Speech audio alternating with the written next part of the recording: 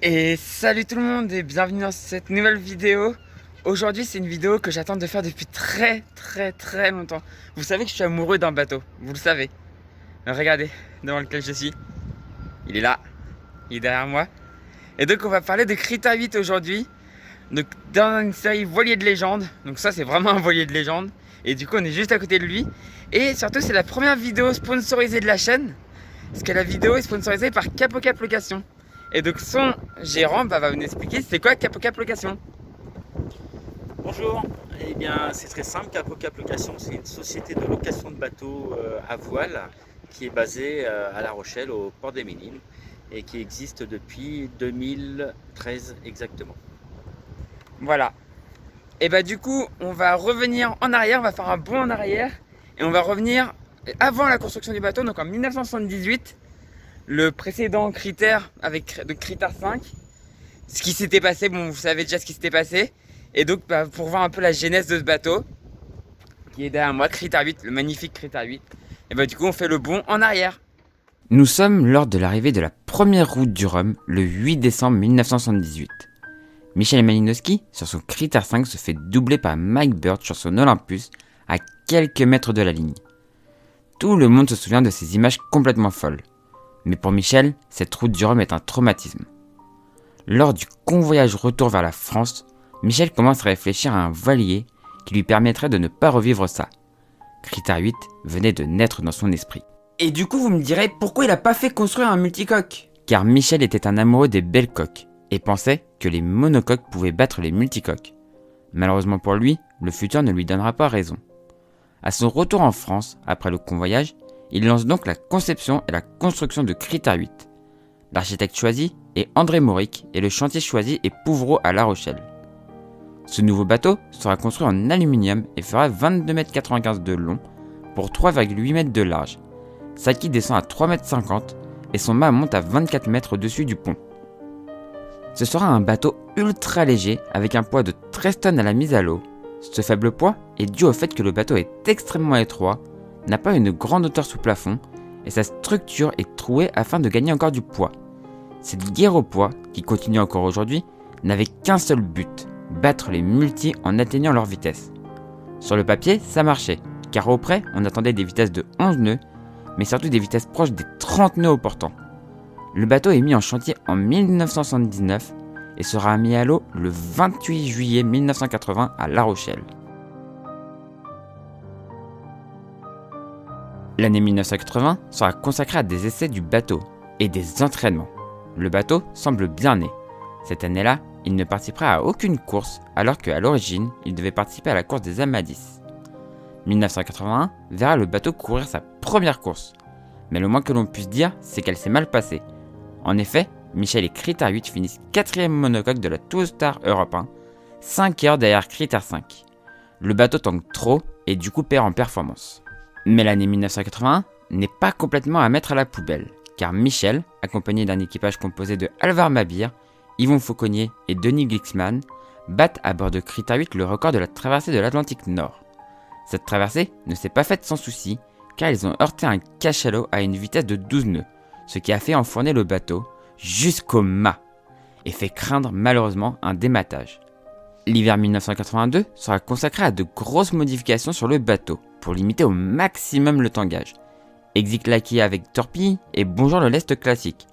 On change aussi la configuration du mât en passant à un gréement en tête. Le bateau gagne grâce à ça en vitesse et tangue moins.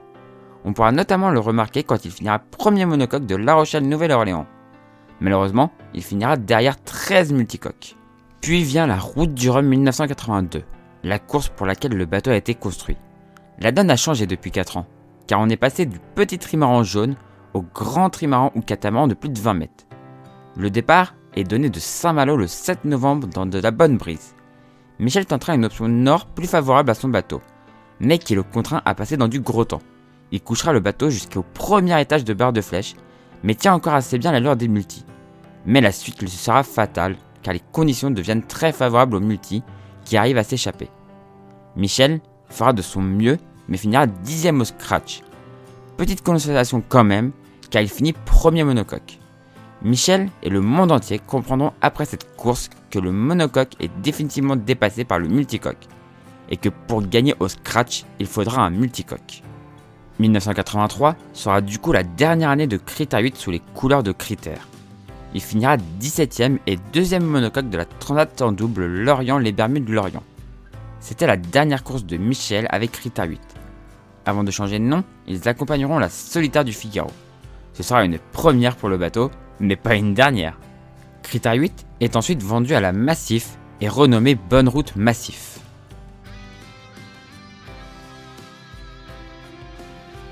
Le bateau a changé de nom, mais dans le cœur de tout le monde, il reste Critère 8. C'est pour ça qu'on va continuer dans cette vidéo à l'appeler Critère 8. À la Massif, Critère sert dans un premier temps de voilier école. Michel peut toujours naviguer à bord. Son rôle de bateau école le suivra en 1984 et 1985, avant que le bateau ne redevienne un bateau de course pour la route du Rhum 1986. Dans un premier temps, c'est Michel Malinowski qui est pressenti pour courir à bord, mais c'est finalement Pierre Lenormand qui en prendra la barre. Le bateau s'appellera Massif.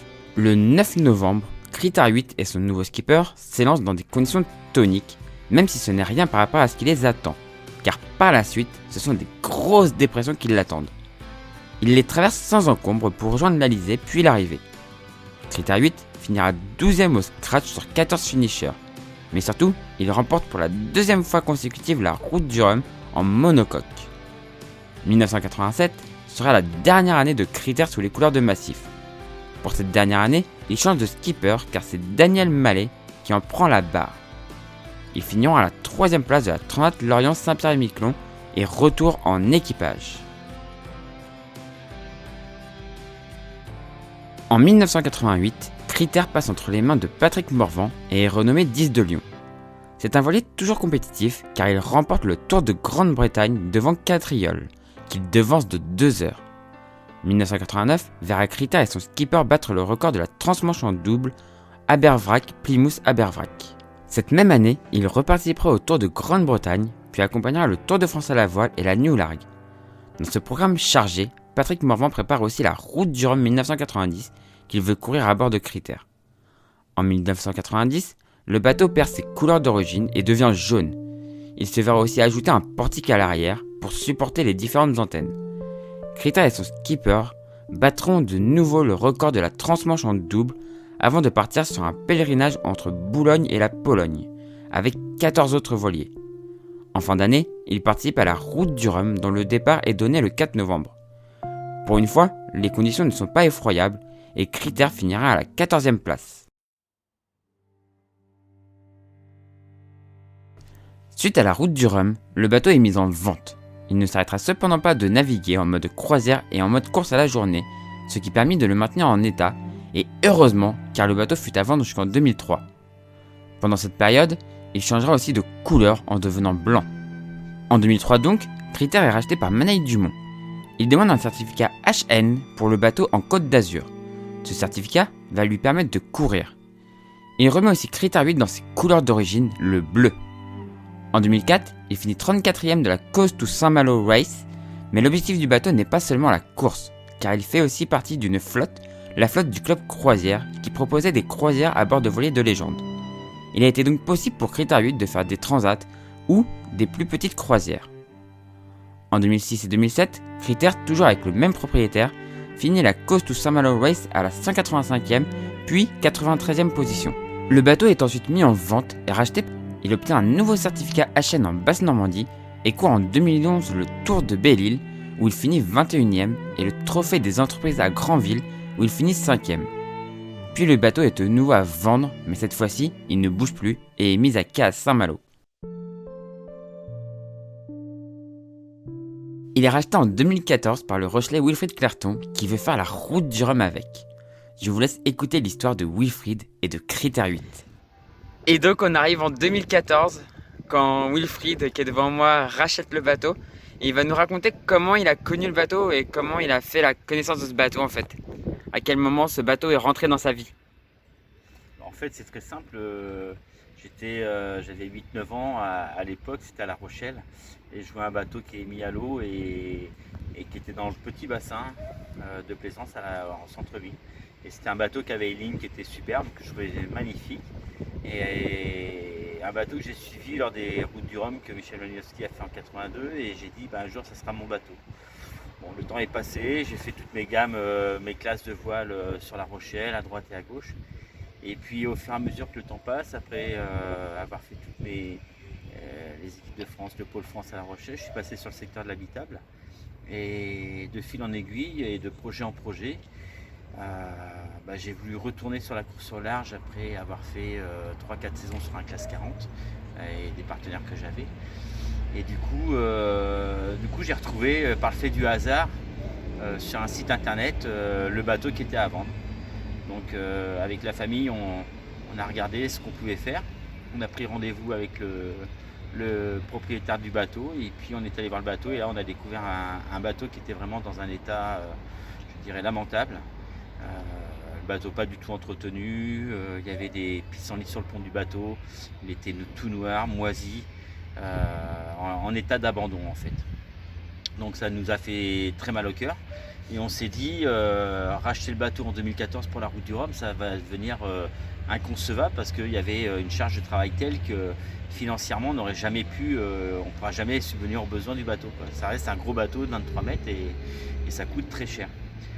Donc après une journée de visite dans le bateau, investigation, on est reparti un peu attristé en se disant malheureusement ça ne sera pas nous parce que il y avait une charge colossale de travail et depuis des années le bateau était en état d'abandon, c'était tout juste scandaleux.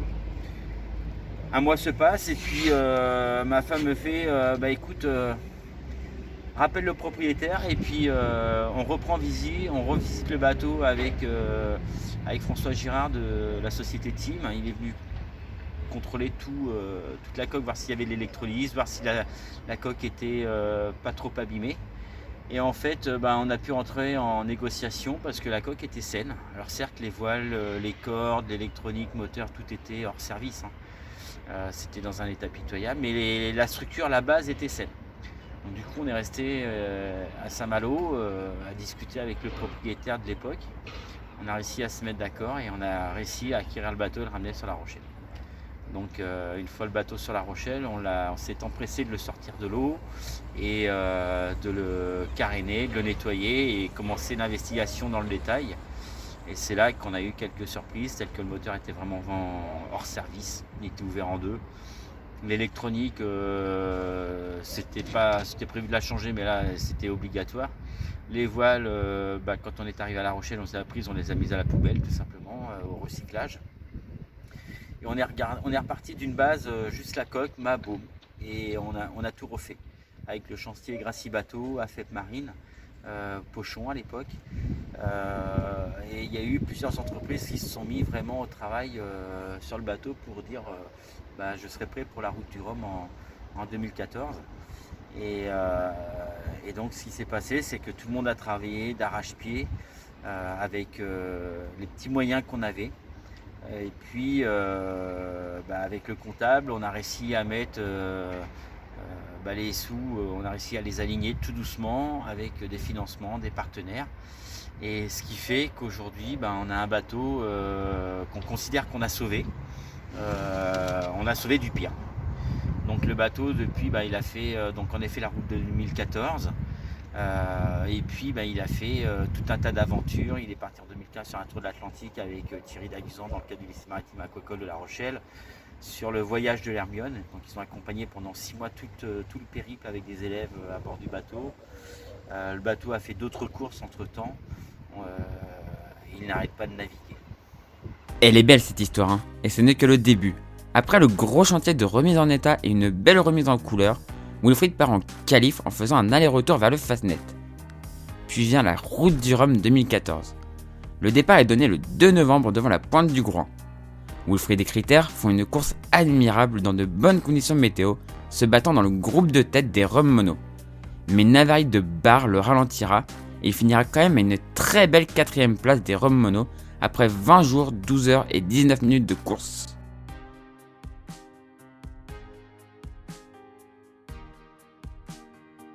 Début mars 2015, Critère 8 fait son retour à La Rochelle pour continuer l'aventure.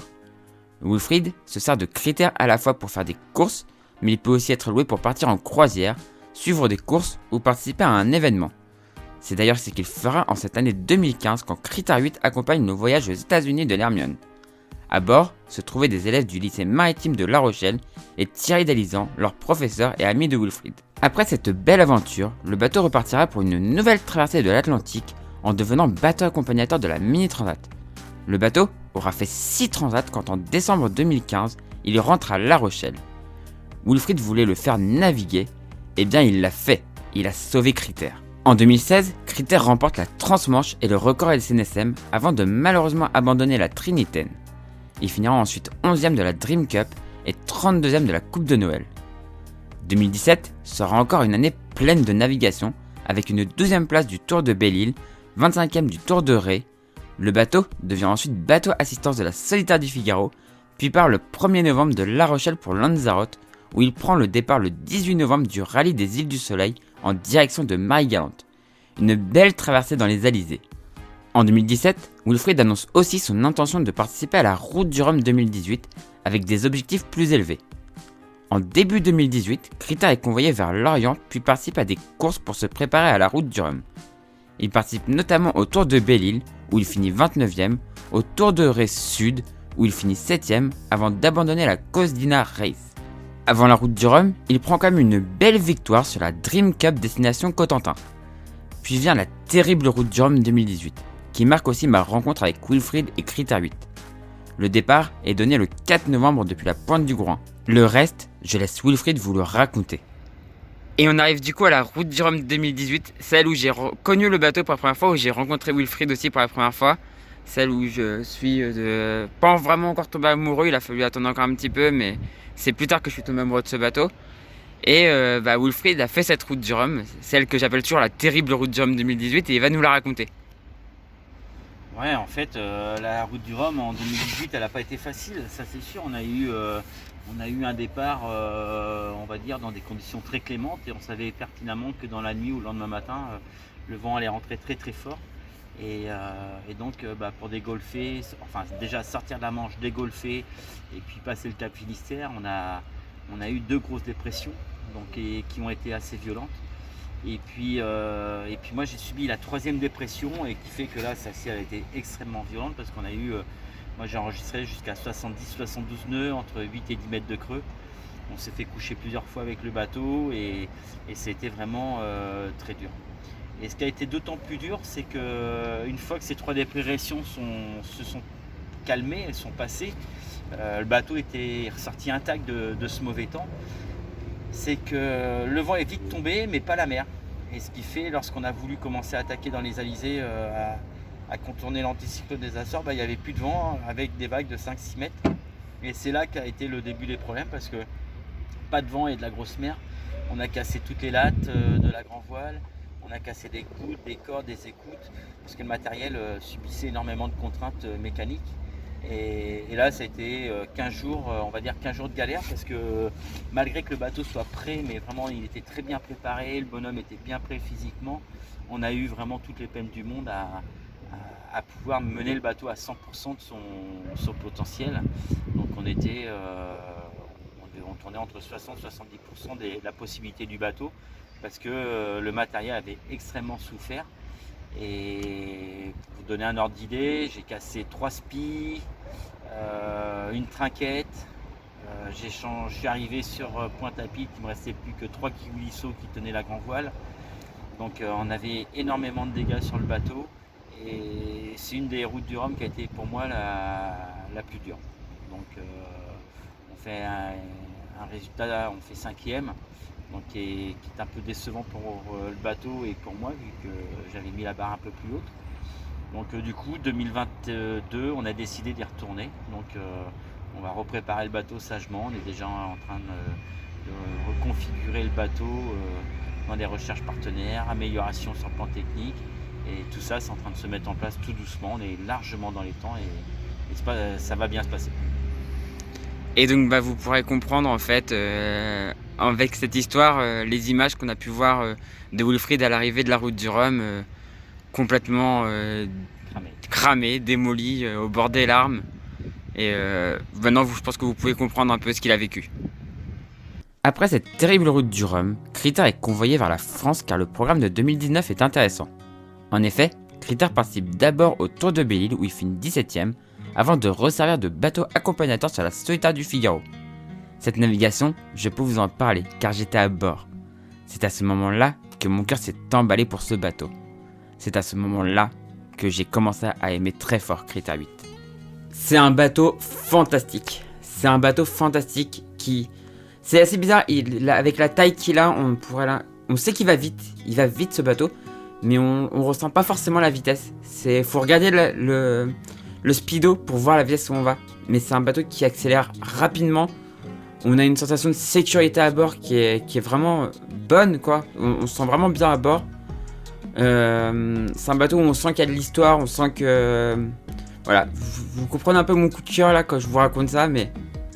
C'est vraiment un bateau fantastique, mais qui à côté de ça est très rude, qui est un bateau quand même assez dur. Le manœuvrer c'est pas facile, hisser les voiles c'est pas facile, border ses voiles c'est pas simple. Les winches sont gros, les bouts sont gros, il y a du frottement, mais à côté de ça, malgré la dureté de ce bateau, quelqu'un de normal ne peut pas rien sentir en naviguant sur un bateau pareil. Donc voilà, c'est ce que j'ai ressenti, c'est vraiment quelque chose d'extraordinaire. C'est un bateau vraiment extraordinaire et c'est quelque chose d'extraordinaire ce que j'ai ressenti à bord de ce bateau. Et donc c'est pour ça que je vous conseille, si un jour vous pouvez, aller naviguer à bord de Critère 8. Après ce moment enchanté pour moi, le bateau passera quelques semaines au Havre où je veillerai sur lui jusqu'à son départ pour cause et le départ de la Fastnet Race. Bon, je dois vous avouer un truc, j'ai pleuré à son départ. Sur cette Fastnet, Critère et son équipage finiront 159e, puis Critère retournera à son port d'attache à La Rochelle, où une grosse amélioration lui sera apportée. Un rail de grand voile pour hisser et affaler sa grand voile plus facilement. Exige donc les coulisseaux. Je pense que ceux qui ont navigué avant l'installation du rail et après sentent vraiment la différence sur le hisser de grand voile. Parce que je peux vous dire que avec les coulisseaux c'était très dur à hisser et là je pense que c'est devenu très simple. Donc voilà, et comment je sais que ça a été fait? Bah parce que pendant mes vacances, j'étais en vacances du côté de la Vendée et de la Charente-Maritime. Et bien j'ai été aidé à installer le rail de grand voile. Et dernière petite chose, est-ce que j'ai pleuré au départ quand je suis reparti? Oui, mais de toute façon je vais arrêter de vous le dire parce qu'à chaque fois que je quitte Critère, c'est toujours un déchirement et à chaque fois je pleure. Donc je vais arrêter de vous dire si j'ai pleuré ou pas parce que partez du principe que quand je quitte Critère, je pleure. Le 19 octobre, Critère quitte son port d'attache et de naissance pour les îles Canaries et un nouveau rallye des îles du Soleil. Il en prendra le départ le 3 novembre pour une première étape en direction du Cap Vert, puis le 15 novembre en direction de Marie-Galante. Même si ce n'est pas une course, on peut noter que Critère a terminé premier des 2 étapes et a bouclé sa deuxième étape en 10 jours. 2020 sera malheureusement une année pas top pour le bateau, car malgré une petite croisière dans les îles en début d'année, Critère reste coincé de l'autre côté de l'Atlantique un long moment à cause de la pandémie. Ironie de l'histoire, le ponton où il attendait qu'on vienne le chercher s'appelle le ponton Michel Malinowski et se trouve à Pointe-à-Pitre. Critère sera finalement convoyé au mois de juillet vers le port de Douarnenez. Vous me direz pourquoi il n'a pas été convoyé avant? Bah parce qu'en fait, Critère avait un programme de l'autre côté de l'Atlantique. Il devait faire la Québec-Saint-Malo, il devait faire des convoyages avec des clients de Cap Location aussi, du côté de l'Amérique, et ensuite la course avec aussi des clients entre Québec et Saint-Malo, donc du coup sur la Transat Québec-Saint-Malo. Et Wilfried a gardé longtemps l'espérance de pouvoir les faire, malgré la pandémie. Il pensait que ça allait peut-être tenir et qu'on allait peut-être assez vite sortir de cette merde. Finalement ça l'a pas fait, et assez vite aussi, il faut savoir que ça s'est fermé. On pouvait plus aller de l'autre côté. Et donc bah, c'est comme ça que ça s'est retrouvé, il s'est retrouvé un peu coincé, avec Critère coincé de l'autre côté. Et lui du côté France, et Critère en Guadeloupe. Et il pouvait même pas envoyer d'équipage et tout, parce que l'équipage qui y allait devait passer 15 jours sur place, il me semble. Et du coup c'était assez compliqué. Et c'est pour ça que Critère est resté aussi longtemps de l'autre côté, avant de enfin pouvoir revenir vers la France métropolitaine. Après son retour en France, Critère 8 redevient bateau accompagnateur de la Solitaire du Figaro. Cette fois-ci, je peux pas vous en parler parce que j'étais pas à bord. Mais je peux vous dire que les enregistrements, les témoignages que vous avez vus de Wilfried ont été tournés à l'escale de Dunkerque de la Solitaire du Figaro, puisque j'y suis allé justement pour voir Critère et aussi pour voir la Solitaire du Figaro, qui est une course que vous savez que j'adore. Et du coup, vous me direz, qu'est-ce qu'il a fait après la Solitaire du Figaro? Et ben, je vais vous le dire maintenant. Après la Solitaire, Critère a été convoyé à Douarnenez pour y passer l'hiver. Il est enfin rentré au port de La Rochelle en mars 2021, plus d'1 an après l'avoir quitté.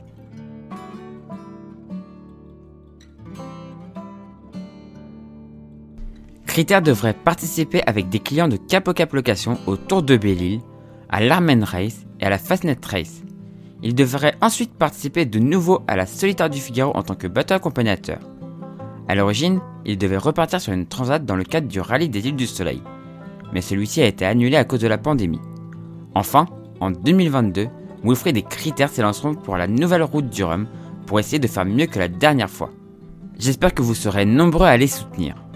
Voilà, c'est la fin de cette magnifique histoire d'un voilier de légende qui m'a touché dans plein cœur un beau jour de juin 2019.